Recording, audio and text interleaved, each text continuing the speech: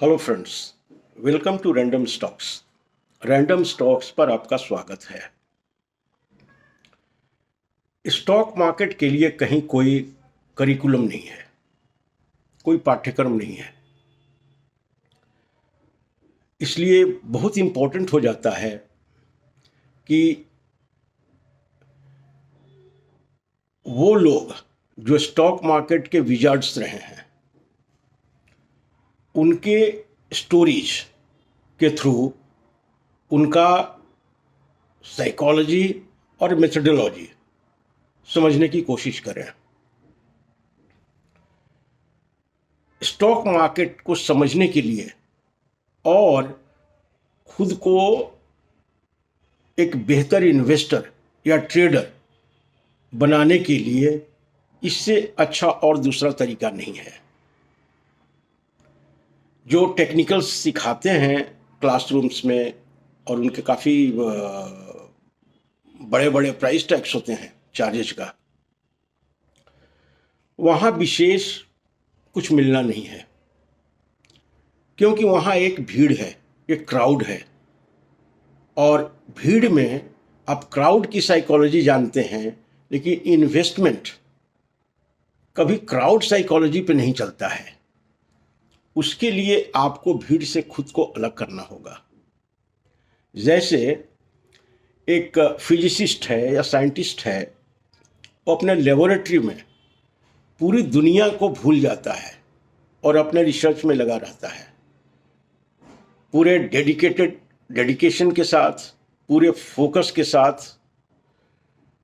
तब जाकर के कहीं वो कुछ एक्सपेरिमेंट कर पाता है और सक्सेसफुली कुछ डिस्कवरी होता है उसके थ्रू। स्टॉक मार्केट भी कुछ वैसा ही है। भीड़ में नॉइज है और अकेलापन में विजडम है।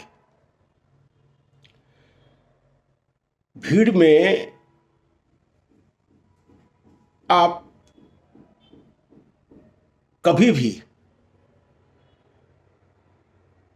मार्केट के सीक्रेट्स को नहीं समझ सकते हैं, मार्केट के इनसाइट्स को नहीं देख सकते हैं। इनसाइट्स के लिए you will have to be a loner, you have to isolate yourself from the crowd और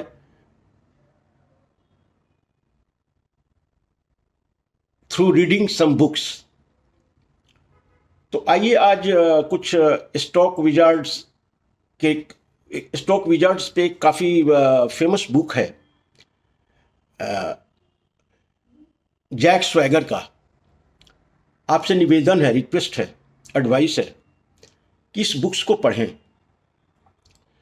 दुनिया के बड़े बड़े जो रिनाउंड इन्वेस्टमेंट एडवाइजर्स हैं या ब्रोकर्स हैं और जिनका काफ़ी नाम हुआ उनके इन्वेस्टमेंट स्ट्रेटजी और उनके सक्सेस को लेकर के, उसमें वो इंटरव्यू का कॉम्पिलेशन है।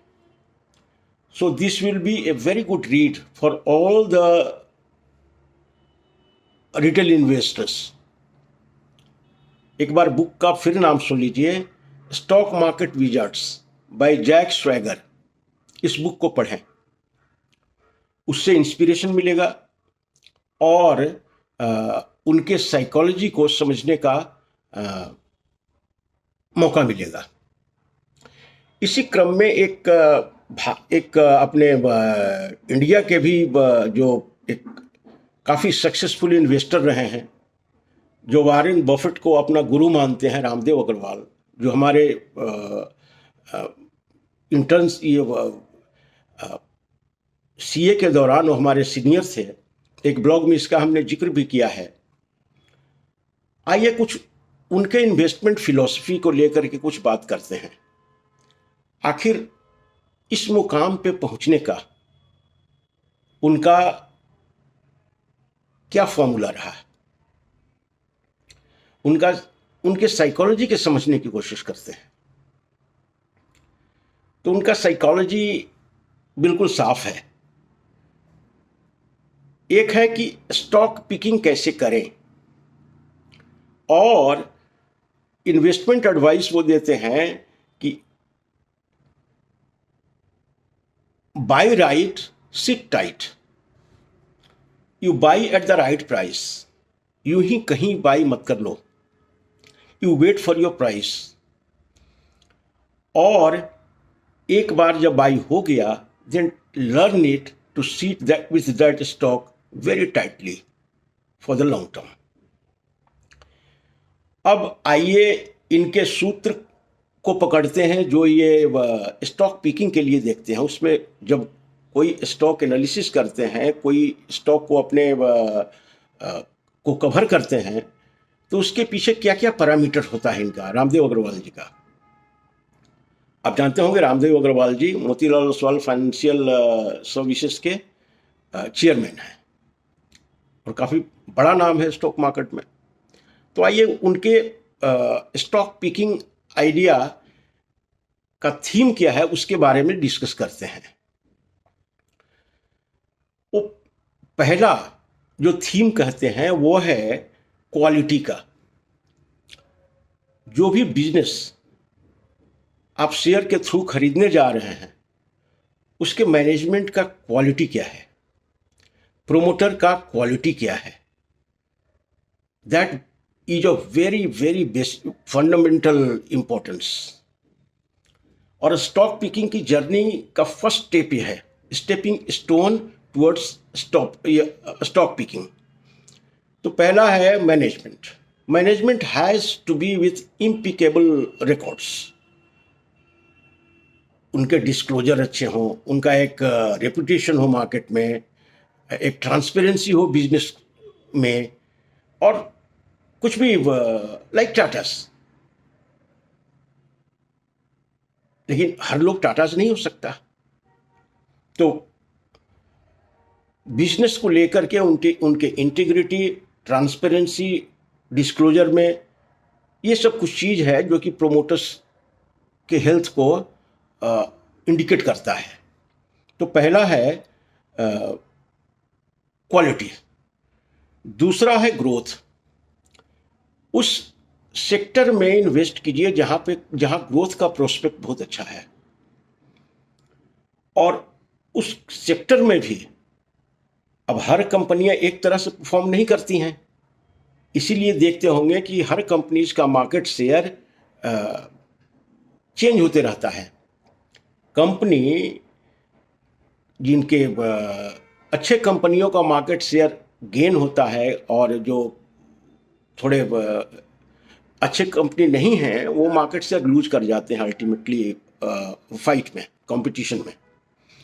तो दूसरा क्राइटेरिया इन्होंने दिया ग्रोथ का, और तीसरा है लॉन्जिविटी।